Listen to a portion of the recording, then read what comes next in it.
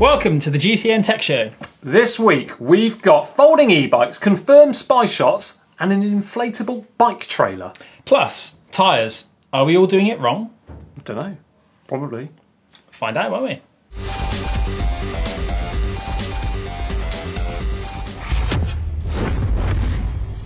So, John, what's hot in tech this week? Well, firstly, Mavic have basically revamped their top-end wheel set, the Cosmic Ultimates, this time basically adding the welcomed addition of a clincher version, which is also tubeless compatible. And that's something which Mavic have worked really, really hard on in the last couple of years, in fact. So great to see that. I see they've also updated the rear wheel. Yeah, especially the spokes, which now run from one edge of the rim right the way through to the other side. Yeah. As opposed to what they used to have, which was the nipples down on the hub, I think. Yeah, that's right, yeah. So if you did have a little bit of a buckle, you could just true it up. So presumably with this bit of new tech, it's basically one bit of carbon from one side to the other, well, they've done away with twice as many spokes, I suppose, you know. Yeah. But also, how on earth would you true it? Anyway, I don't know. But the weight of them is an impressive 1,300 grams a pair. Blimey. Which, for carbon clinchers, I'll tell you what, that is low, isn't it? That's about half the weight of the originals. Yeah. No price as of yet, but they are due out early 2019, so keep your eyes peeled for those ones. Do you think they'll make the same noise as the originals? Oh, they were loud, weren't they? Now, completely unrelated, but, well, timely relevant for football or soccer fans out there, is an app that's just been released. Now, Kodi was a startup company that basically produced a mount for a smartphone that could also power a light as well as charging your phone whilst mounted onto the handlebars. And with this new app, well, I think it could be pretty handy for those sports lovers out there. Yeah, they've designed an app that will help you keep track of the latest scores in the World Cup whilst riding along on your bike. Yeah, I think it's a nice safety idea, that, isn't it, really? Stop people grabbing a phone out or listening with headphones, which is even worse than that, in my opinion. I suppose it's safer than having to look into your back pocket, but probably still keep your eyes on the road. Yeah, keep your eyes on the road and, well, we can't say too much about football on here, can we? But anyway, nice idea. Maybe they will have a new app which tells you things about the Tour de France as that's going on. Who knows? That's a cool idea, John. Could be done, surely. I'd use it. Anyway, more tech later. I've been thinking about tyres, John. Go on then, you're probably on something here.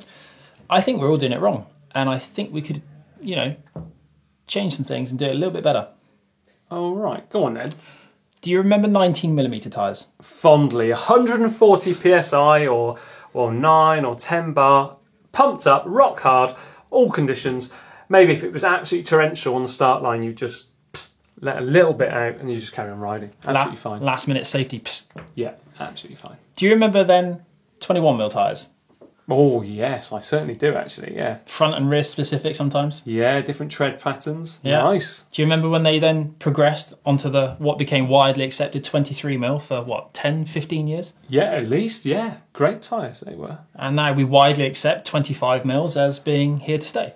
That is true, actually, yeah. I mean, at the time, they actually looked almost futuristic. You know, when you see someone riding on these big tyres, I will admit, I was one of those people who would look and just think, yeah, that must be a touring cycle. Yeah. Something like that. I'll never remember the first time we had them. It was 2013 and just incredible in the corners. All of a sudden you just felt more confident. Yeah. Go on then, where are you going with this? So, 28mm. You see them quite a lot these days. Yeah, it's not rare. No. 32mm. Fit almost all bikes now, especially with the era of discs fast approaching. That is very true, yeah. I've got a feeling you're trying to talk me into something which I might not be that convinced about. I kind of am. I don't think we've been playing around with our tyre choice, our tyre width, or our tyre pressures anywhere near as much as we could have been. So you're going to suggest to me that I've got to go out and buy a load of tyres in different compounds, for different weathers, and new wheels, and I'm going to get in so much trouble at home, more than I'm in normally. Basically, that's what you're going to put to me. Pretty much. Although maybe not. There are a few things that we can do. Go on. So, tyre pressure. Yeah. Tyre compounds. Summer, winter. You see a lot of guys that ride the same bike, the same tyres, the same pressures, no matter what the weather, no matter what the season. Yeah, see, that to me is not at all logical and doesn't make any sense. No. So, how about you have a set of summer tyres and a set of winter tyres? Yeah, something I already do. Maybe size up a little bit in the winter when the roads are wetter and slipperier. Yeah, no, but why would people at home want to do that? So, more surface area on the tyre, more grip, lower pressure, smoother ride, more confidence and more comfort on your on your road rides. Yeah, now that is something actually I can totally and utterly recommend, because there's nothing better than feeling confident, especially in the wet, because that's when things tend, for many people out there, to go a little bit wrong, isn't it? It is. And your tyres are the only contact patch with the road. It's the only thing holding you up. So why rely on this tiny little thumbprint on the road when you could have it slightly larger, which would also give you more comfort? Right, okay. So I'm still feeling that I've got to go out there and buy more tyres. Okay, you don't want to buy new tyres. How about you play around with what you've already got? That sounds good to me, actually, because, you know, for a lot of people out there, including myself, if I've got to go out and spend, I don't know how much money on some tyres, say £70 on a pair of tyres, I want to make sure they're the right ones, don't I? Because I don't want to get them home, put them on the bike, and then go out and be great. Okay, it's an investment. It's a lot of money to buy new tyres, but for free, you could pump up your current tyres, head out to your local favourite descent or a road with some really, testing corners, and play around with your tyre pressures. Cool. Start with what you currently use, and then let out your last-minute safety squirt, like we talked about earlier. Make a note of the pressures as you adjust them, and see how you feel. That's actually something, that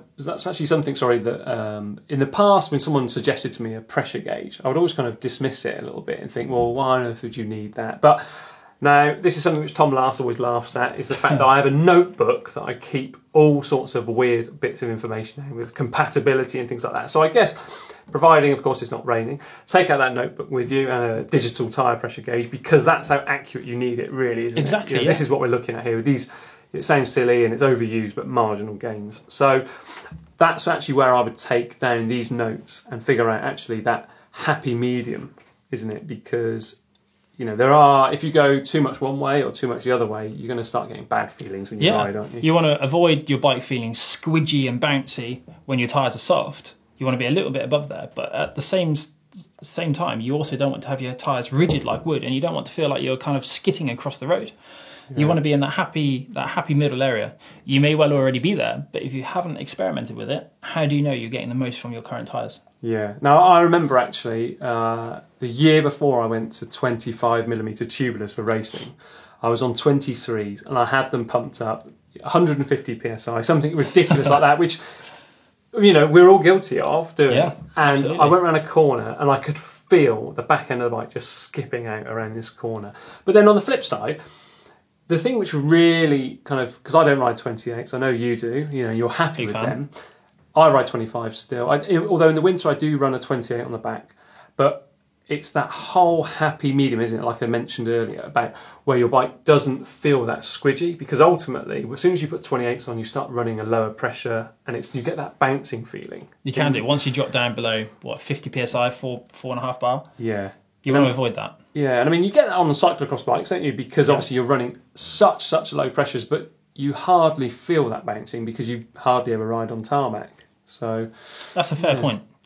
And it's going to take a little trial and error to find the place where you want to be with this. But time invested in playing with your current bike's tune, as it were, is time well spent. Yeah, and I reckon people can actually gain quite a lot out of that, more than, buying, I don't know, the latest pair of aero gloves or something like that, because ultimately you are going to have a smoother ride and it's going to get you somewhere faster, isn't it? And you'll feel more comfortable. It's win-win.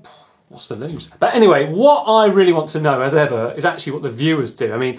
Are you someone who's stuck in the dark ages, or, possibly a bit retro, using those skinny tyres still, a 23, or, dare I say, even narrower than that? If anyone out there is still using 19mm tyres on their road rides, please do let us know, because I would absolutely love to ride where you ride, because the roads must be perfect. Send us a picture. Yeah. Or on the flip side, have you gone beyond 25s, which I absolutely love? Have you gone 28, 32s? I understand you ride in the winter. Yeah, 32mm tyres in the winter. Set up tubeless. I'm convinced you can ride as fast downhill on a disc brake bike in the middle of winter when it's wet and greasy as you can in the summer on your race wheels.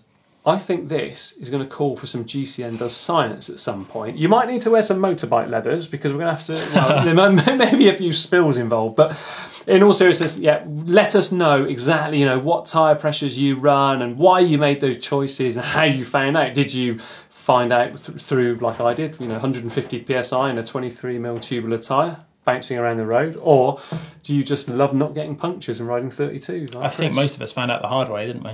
Sadly, yeah. Leave your comments down below. Yeah. Anything else new in tech this week, John? Well, firstly, British clothing brand Le Col have actually just launched a recycled material cycling jersey, which I think is absolutely fantastic. A few brands, recently they have touched on similar things, including Team Sky, who will be taking to the start presentation at this year's Tour de France wearing a jersey made out of recycled ocean plastic material. I'm sure they will have a whale of a time. Oh, honestly, who brought him in here? Puns like that. Sticking with clothing for a minute, John, if you will, the Mavic Cosmic Ultimate GTX rain cape. Very nice, look at that. It's got shape dry fabric there, hasn't it, as well? It has indeed. And for those of us in the UK that have to use these things pretty much every ride we go on, only 95 grams. Wow, that's very packable, isn't it? That's the sort of, actually, I always carry something like that in my jersey pocket most of the rides of the year, in fact, because, well, we never know what's going to happen, do we? It was almost guaranteed to rain on every ride you go out on. The price, though, it does come in at £310, which is on the upper end, really, isn't it, of cycle clothing. It's quite a lot, that, for a jacket, and the price per gram is quite high, but I once heard someone say you can't put a price on good kit. You can't indeed. You know what? If I could find the ultimate thing to keep me dry and warm in the winter, I would pay for it, because... Well, you'd have to. Well, yeah, exactly, yeah. The amount of times I've been stuck out there feeling absolutely miserable and soaked through to the skin. Yeah, I'm looking forward to those days no longer being a thing. Now, Mavic, they have been extremely busy because Spy Shots confirmed that helmet spotted on the head of Vital Concept back there at the Criterium de Dauphiné, yep, that has been released too. So it's going to be called the Comet Ultimate. And I think that looks like a great looking helmet, actually. It does. It's a vast improvement over some of their previous offerings, isn't it, John? Yeah, there was one out there which I wasn't a big fan of, really. No. But look at those straps around the ears as well. How do you think they slide? Do you think they adjust? I don't know, I'm really intrigued, actually. It looks cool. I've never seen a helmet like that. It looks like shoelaces that then had the middle bits pulled through. It's almost like two helmets, the way the front and the back are kind of separated there as well. Yeah. Something for ventilation, or is it aero? Don't know. But anyway, 210 grams, or 215 grams, and £225. So, nice looking helmet, coming soon. Fast too. Now on to a little bit of pro tech. So at the Tour de Suisse, which recently finished, for a couple of stages at least, the whole squad of Trek Segafredo took to the start line using, wait for it, disc brakes. Finally. It's about time. It's finally happened, hasn't it? Now, the weather out there, it was pretty wet, so I can imagine that probably helped influence their decision, because not all pros are that easily convinced to try different things, are they? But more consistent braking in the wet conditions, rim brakes on carbon wheels have never been that great, have they? No, despite people's claims, really. It's still not as good as a normal. And also, brake. It would have been a lot easier for the mechanics, only having to look for one type of wheel on the roof. Imagine that, in the rain, getting out. Is that a disc? Is that a rim brake? Fingers and thumbs. Is that the axle? It would have been carnage. Yeah, you can imagine the riders giving mechanics as well quite a hard time, if they're all fingers and thumbs trying to sort it out. Yeah, no, I think it's a good move. Yeah. I wonder, though, because, say, a couple of years ago, if someone had said to us, guys in the World Tour, they'll be using disc brakes. Yeah. I don't think we would believe it, would we? We'd just be like, no, impossible. Go back 5 years when aero bikes were first becoming a viable option in all races, you never would have considered putting discs on there. I guess it's quite hard, isn't it? Because, these pros, basically, it is their job, isn't it? So it's kind of like saying to them, okay, we know it's your job, but actually you've got to change your ways of working. Because essentially it is, isn't it? You're going to have to learn to brake a little bit later, for instance, that kind of thing. So, I can understand the slow ingress into the peloton. But then there were also those that were big fans of discs and they really wanted to push forward and, have them in place. Yeah. I guess some people are open to new ideas, whereas others perhaps aren't. Now for something completely different, but I think a really nifty little idea, this. So this is the e-Turtle, which basically is a tow-along caravan, which is inflatable for your bicycle. So apparently you can attach to any bike out there, and then once you hitch up to your place where you want to stay the night, you can simply inflate it with a two-way hand pump or an electric motor. So I reckon if you had an e-bike, which I guess it could be compatible with, you could probably hack the motor and use that electric motor to pump it up. And charge your phone too. Yeah, and have a nice little sleep out in the wilderness. That looks cool. I'd spend a weekend in that. Really? Yeah. You'd be on your own. What, towed too? Behind a tandem? E-bike tandem? Yeah, they're Two like- camping trailers? Face them against each other. I You'd think be they're like truly like, we wouldn't be top and tail, you'd just be sort of foot and foot, wouldn't you, against someone? But It works for me, John. I'd have one of them. there we are. You want to give it a go? Yeah, fair play to you. Maybe Si should have taken something like this to Morocco for extra sleep. Oh yeah, that's right. Yeah, if you don't fancy bivvying, just get one of those e-turtles. Next year, Si. Yeah, use that. Now, another nifty little invention is this from Peugeot, who aren't really the force they once were within cycling, but this, the EF01. I'm buzzing about this. It's an 18 kilo bike, a folding bike at that, Yeah. with a 30 kilometre range, up to 20 kilometres an hour. I think it's pretty cool. Yeah, and it's also got what looks like a lefty style fork there, so it's just got one fork leg. It does look pretty trick, doesn't it? It looks Yeah. really neat and compact when you fold that up. Okay, question. Yes. Would you ride it to work? I'd have to charge it 10 times, as it's a 300 kilometre trip, but potentially. Yeah, that's a fair shout. Actually, you'd have to learn, wouldn't you, to conserve the battery and only unleash it to 20k an hour when really needed. Small wheels too, John. Yeah, that is true. Yeah, it would Maybe take you a I'll- while to pedal that, wouldn't it? Just use my road bike. Yeah, all right. Yeah. Anyway, I don't think I would. Well, no, I would actually, because my ride's 35 kilometres. So yeah, just 5k.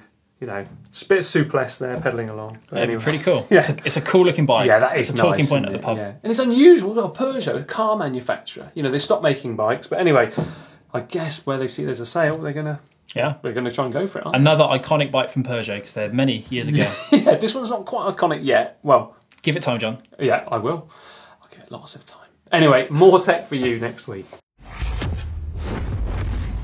Last week, Chris and Si decided to induct to the Wall of Fame the Cinelli Integralta handlebars, something which I am gutted I wasn't here for last week. They were pretty cool. Sadly, we didn't have a pairing to play with, but No. I like them. Yeah, I reckon you probably would have snapped them with these guns. Yeah. Anyway, anyway, this week then, we're going to take it back the same era, actually, isn't it, of these Yeah. bars? In fact, I had one of these on those Cinelli Integralta bars. And guess what it is? Shimano Flight Deck. Remember that, John? Yeah, I do, yeah. I never actually owned one, and you had one. I did. The little tiny grey computer that boasted a large screen size. Yeah. No buttons, but you would control them from the hoods. Yeah. You had to neatly wind these little cables underneath your bar tape, take your bar tape off, pop them into the levers, screw them in actually. You had to take Were they take screwed your, in? You had to take your STI levers apart, yeah. I never knew that, It was a actually. pretty cool piece of kit. And then you'd have these little buttons and you'd scroll through the settings. It would tell you your cadence based on what gear you're in Yeah. because there are I do remember electronics that. inside the lever. Pretty Yeah. clever, that. It would tell you your speed, but to get your speed, you'd have to neatly wind the little... Do you remember doing that? That was an winding art. the cable. Fitting bike computers was an art, wasn't it? You know, before It was. wireless ones came along, that was an absolute art. You'd have to get that sensor and you'd wrap it around your gear or your brake cable, outer cable, wrap it around and down onto the fork, and Yeah. you just wouldn't want it to look bad, would you? No. Because your mates would tease It you. was easy to make it look bad, though. Really easy, actually. Normally, if it looked bad, it was held together with Stella tape as well. Yeah. That's how bad it could end up. Now, these didn't last really that long, did they? You know, they weren't No. around actually that long from memory. I think Shimano did a few versions afterwards. Right. But they were not very long after taken over by the dawn of the GPS computer. Oh, true, yeah, I suppose you can't really compete with that, can you? No. Nowadays we have ANT+, Wi-Fi, Bluetooth. Yeah. And I mean, you can even get your football results these days You on a can, you can on a even get computer. your text messages, Yeah. your phone calls. It all comes up What on your a product, Wahoo. though. But essentially, if it wasn't for the flight deck, who knows, maybe we wouldn't have GPS devices now on our handlebars. Well, that's my thinking behind this. It was quite a forward-thinking design Yeah. at the time. And if they hadn't pioneered and pushed on with this, Yeah. maybe these sorts of technology items wouldn't have advanced.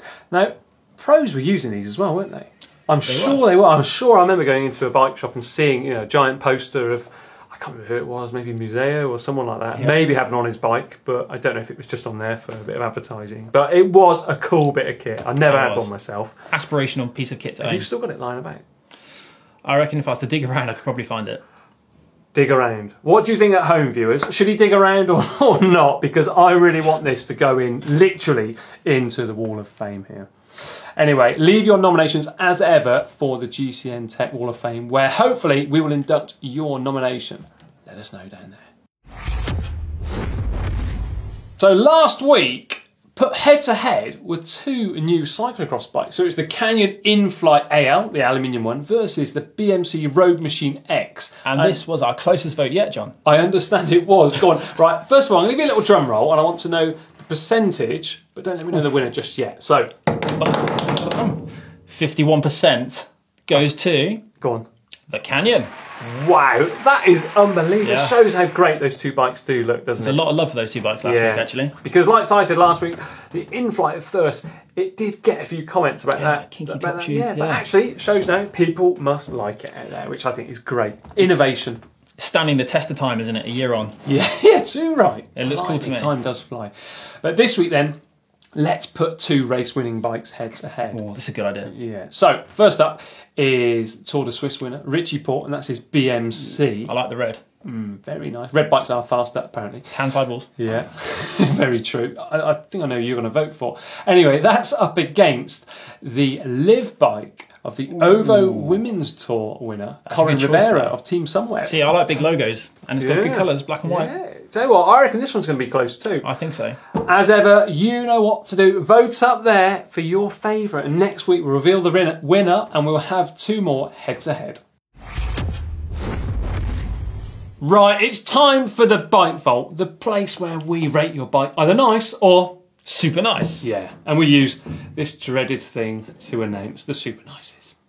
Anyway, right, what have we got for me this week then, Chris? Right then, coming up, we have Jake Whittaker's Trek. Look at that. Oh, Trek Madon Project 1. Yeah. Full Ultegra group set. And that picture was taken apparently in Belfast in ME, which is, I think that's Maine, isn't it? I think that's the state of Maine in the US. I'm sorry if I'm wrong there. My geography isn't quite up to date.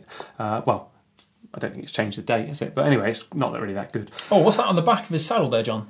That is, well, it appears to be a race number. That's a big race number, That's isn't it? possibly Yeah, the biggest that is- race number. And I don't mean the number, just the size of the placard it's on. Look Yeah, at it. that is a big old... Now, I mean, it's a nice looking bike, that, and I do like it. You know, I like the sea in the back. I love the colours. Or the lake. But, personally, I mean, this is tough. This is really tough. He's ridden 180 miles to take that picture. Yeah, I know. And apparently the valve stems and crank position, and I can't see the stick holding the bike up. However, the one thing that is not doing it for me is that really, really large number on the back. Sorry, Jake. It's not yours this week. Yeah, it's a nice bike though, Jake. Really nice. Right, what's up next then? Next up, we have Tom Charleston's Ribble CGR with Shimano 105 Continental Grand Prix 4-season tyres. But what I like about this bike is it's taken in the Glencoe Valley on day 7 of a 9-day Land's End to John O'Groats. Those of you that don't know what that is, that's riding from one tip of the UK to the other.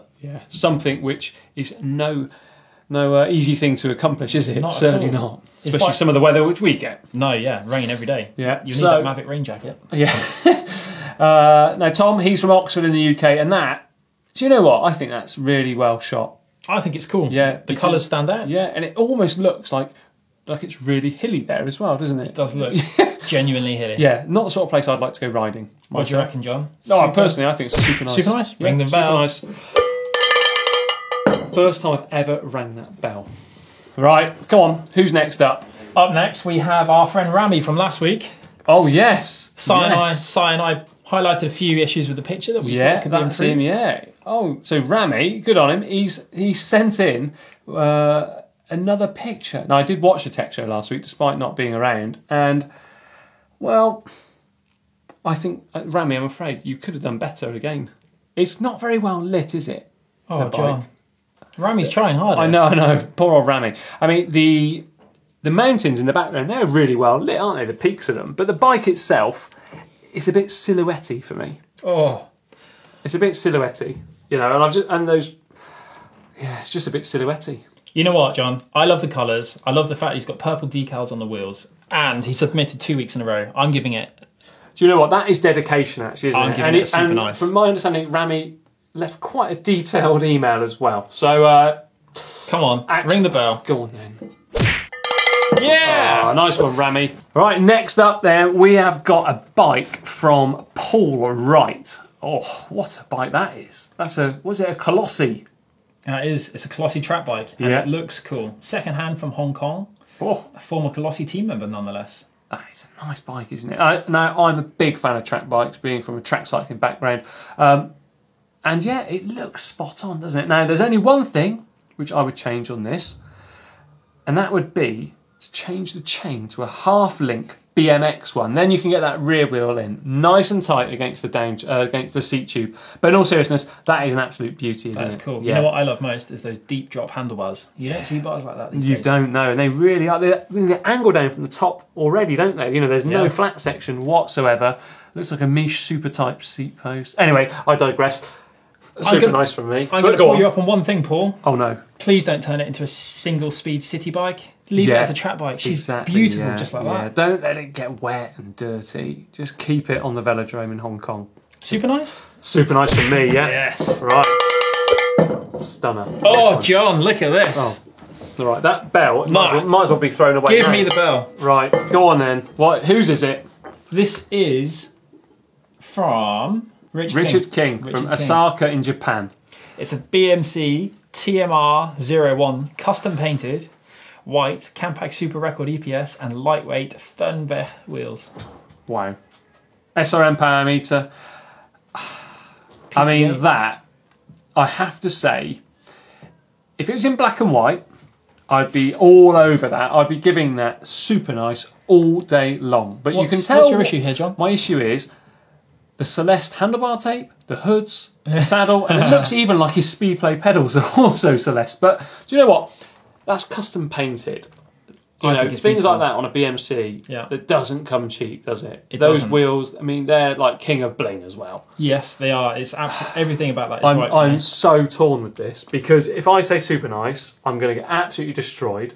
You guys gave a super nice last week to a Bianchi. It was like a fluorescent sort of thing. But in honesty, that bike, it looks quite a big bike as well, doesn't it? I'm going to wrestle you for the bell here, John. It's in proportion, I've got to say that. It's a nice bike. There's no bottle cages. Even better, aero. Look at the speed. It just oozes speed, this bike. I can't not give this a super nice, John. Yeah, I just wish it had bottle cages. But in all honesty, yeah, that's a super nice.